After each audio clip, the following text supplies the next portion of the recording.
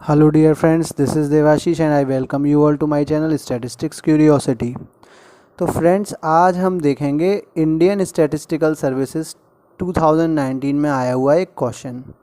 ठीक है, इसको हम सॉल्व करेंगे। ये क्वेश्चन बेस्ड है प्रोबेबिलिटी का। प्रोबेबिलिटी में भी ये बेस्ड है बेस थ्योरम पे। अब बेस थ्योरम काफ़ी इंपॉर्टेंट थ्योरम है, स्टैटिस्टिक्स वाले मैथमेटिक्स वाले सभी स्टूडेंट्स ने इसके बारे में सुना ही होगा। ठीक है, तो इस क्वेश्चन को करने से पहले एक बार मैं आपको रिकॉल करा देता हूँ बेस थ्योरम का फॉर्मूला है क्या। ठीक है, फिर हम क्वेश्चन की बात करेंगे। चलिए ये फॉर्मूला देख लीजिए बेस थ्योरम का। तो ये है, if we have B1 B2 B3 up to Bn mutually exclusive events. कुछ हमारे पास इवेंट्स हैं और एक इवेंट, इनके अलावा एक इवेंट ए गिवन है। ये सारे इवेंट्स म्यूचुअली एक्सक्लूसिव और एग्जॉस्टिव हैं और एक और इवेंट ए गिवन है। अब हमें probability of B I, conditional probability of B I given A find करनी है। तो probability of B I given A is equals to probability of B I into probability of A given B I upon summation probability of B I into probability of A given B I. अगर मैं event 1 की बात करूँ, B1 की, तो B1 given ए की अगर मुझे प्रोबेबिलिटी फाइंड करनी है, conditional probability of B1 given A find करनी है, तो कैसे फाइंड होगी? Probability of B1 into probability of A given B1 upon probability of B1 into probability of A given B1 plus probability of B2 into probability of A given B2 plus probability of B3 into probability of A given B3 and so on. ठीक है, तो ये तो है formula Bayes theorem का।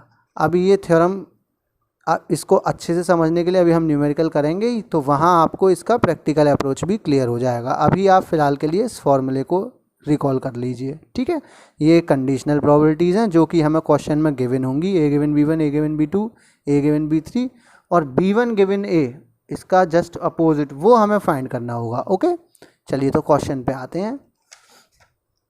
देखिए question कह रहा है कि there are 2 cannons A1 and A2 fire at the same target. 2 कैनन्स हैं, दोनों सेम टारगेट पे फायरिंग कर रही हैं। Cannon A1 fires on an average 9 projectiles in the time in which cannon A2 fires 10 projectile. Total firing हो रही है, जितने मान लो 10 मिनट फायरिंग हो रही है। 10 मिनट में कैनन A2 तो 10 बार कैनन चल जाती है A2 से, और A1 से 9 बार चलती है। ठीक है, यानी कि अगर 10 प्रोजेक्टाइल्स हैं टोटल, तो 9/10 तो फायरिंग करने की प्रोबेबिलिटी हो जाएगी A1 की और 10/10 हो जाएगी A2 की। ठीक है, केवल फायरिंग करने की। अब आगे देखिए, but on an average 7 out of 10 projectiles from cannon A1 and 6 out of 10 projectile from cannon A2 strike the target. अब जितनी गोली लगी सब निशाने पे जाके लग जाएंगी, ऐसा तो ज़रूरी है नहीं। तो 10 में से 7 बार तो निशाने पे जाके लगती है कैनन A1 की, और 10 में से 6 बार निशाने पे जाके लगती है कैनन A2 की।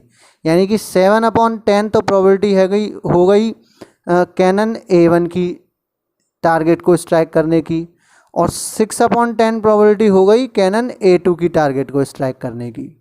ठीक है, तो यहाँ पे ध्यान रखिए 2 चीज़ें हैं। क्या, कौन सी 2 चीज़ें हैं? एक तो टारगेट को स्ट्राइक करना और एक गोली का चलना। तो केवल गोली के चलने की बात करें, कैनन के फायर करने की बात करें, तो प्रोबेबिलिटी 9/10 और 10/10 है। और उन गोलियों के फायर करने की बात करें, अगर टारगेट पे जाके लग जाने की बात करें, तो 7/10 और 6/10 है। ठीक है, अब आगे बात करते हैं। If in the course of shooting, अब एक बार शूटिंग हो रही थी, the target is struck by 1 projectile, और शूटिंग, कोई गोली चली और जाके टारगेट पे लग गई। ठीक है, यानी कि ये गिवन है कि टारगेट पे लगी, जबकि ऐसा है नहीं, हर बार तो नहीं लगती, पर अब की बार क्या हुआ, गिवन है कि एक बार गोली चली और वो जाके टारगेट पे लगी। तो then the probability that it was struck by projectile from cannon A1, तो ये जो गोली चली थी ये कैनन A1 से चली थी, पहले वाली कैनन से चली थी, इस बात की प्रोबेबिलिटी निकालो। ठीक है, मतलब हो सकता है कि ये जो टारगेट पे जाके लगी ये कैनन 2 से जाके लगती, पर हमें किस बात की प्रोबेबिलिटी निकालनी है कि ये जो टारगेट पे गोली लगी है ये कैनन A1 के द्वारा चलाई गई है, इस बात की प्रोबेबिलिटी हमें फाइंड करनी है। ओके, तो यहाँ हम देख लेते हैं कि क्या क्या इवेंट्स हैं और फिर हम क्वेश्चन देखेंगे। तो देखिए, एक तो मैंने बताया कि क्वेश्चन में है कि फायर करने की प्रोबेबिलिटी है, फायर करने के इवेंट्स दिए हुए हैं। तो B1 तो मैंने मान लिया इवेंट कि कैनन 1 से गोली चली, और B2 हमने इवेंट मान लिया कि कैनन 2 से गोली चली। ओके, ए इवेंट हमने मान लिया कि जो गोली चली वो टारगेट पे जाके लगी, तो ए का जो कॉम्प्लीमेंट होगा वो क्या होगा कि टारगेट पे नहीं लगी जाके। ठीक, तो प्रोबेबिलिटी ऑफ B1 क्या होगी, अभी हमने देखा क्वेश्चन में कि कैनन A1 9 प्रोजेक्टाइल्स फायर करती है और जबकि कैनन A2 10, तो B1 प्रोबेबिलिटी क्या हो गई 9 आउट ऑफ 10, 9/10, और B2 हो गई 10/10।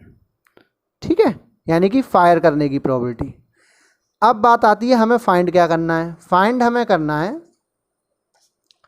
कि if the course of probability the target is struck by 1 projectile, यानी कि गिवन में क्या है कि टारगेट जाके, क्वेश्चन देखिए, if in the course of shooting the target is struck by 1 projectile, यानी कि टारगेट पे जाके गोली लग गई, ये चीज़ गिवन है, ये चीज़ कंडीशनल गिवन है, और ये जो गोली लगी then the probability that it was struck by cannon A1, और ये प्रोबेबिलिटी पहले कैनन से लगी थी। टारगेट पे गोली लगने का इवेंट हो गया ए, ये चीज़ हमें गिवन है, और ये जो गोली लगी है कैनन 1 से थी, इस बात की हमें प्रोबेबिलिटी फाइंड करनी है, यानी कि हमें प्रोबेबिलिटी फाइंड करनी है B1 गिवन ए। ठीक है, तो probability of B1 given A by using Bayes theorem क्या हो जाएगा, प्रोबेबिलिटी ऑफ B1, मैंने पीछे अभी आपको फॉर्मूला बताया था, probability of B1 into probability of A given B1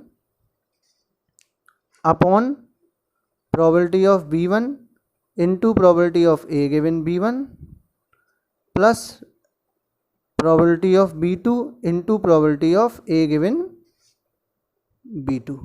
okay, तो प्रोबेबिलिटी ऑफ B1 अपनी क्या है 9/10 into probability of A given B1। A given B1 मतलब fire struck the target from cannon 1, तो कैनन 1 में कितनी बार टारगेट पे जाके लग जाती है गोली, कैनन 1 पे लगती है 7 आउट ऑफ 10, यानी कि कैनन, क्वेश्चन देखिए, on an average 7 out of 10 projectile from cannon A1, तो 7/10 करता है टारगेट को स्ट्राइक, तो ए गिवन B1 की प्रोबेबिलिटी क्या हो गई 7, यानी कि टारगेट में लगने की प्रोबेबिलिटी बाई कैनन 1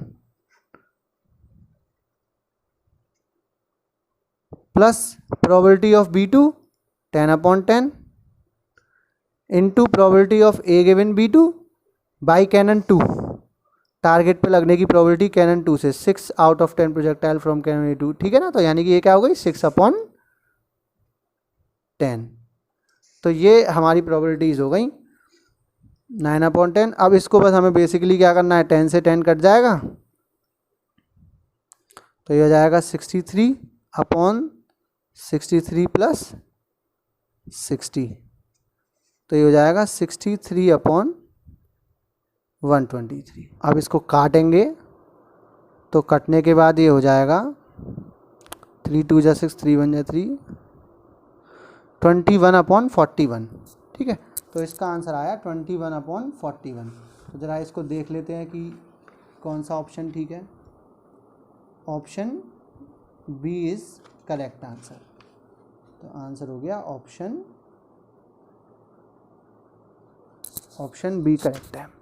ठीक है, तो this is all for today, और आपको अगर ये वीडियो अच्छी लगी हो तो प्लीज़ इसको लाइक कीजिए, चैनल को सब्सक्राइब कीजिए, और आपको और भी कोई से पेपर का कोई सा क्वेश्चन नंबर सॉल्व कराना हो तो प्लीज़ कमेंट सेक्शन में बताइए, क्वेश्चन को डिस्कस करेंगे हम और उसको कोशिश करेंगे सॉल्व करने की नेक्स्ट वीडियोज़ में। Thank you for watching.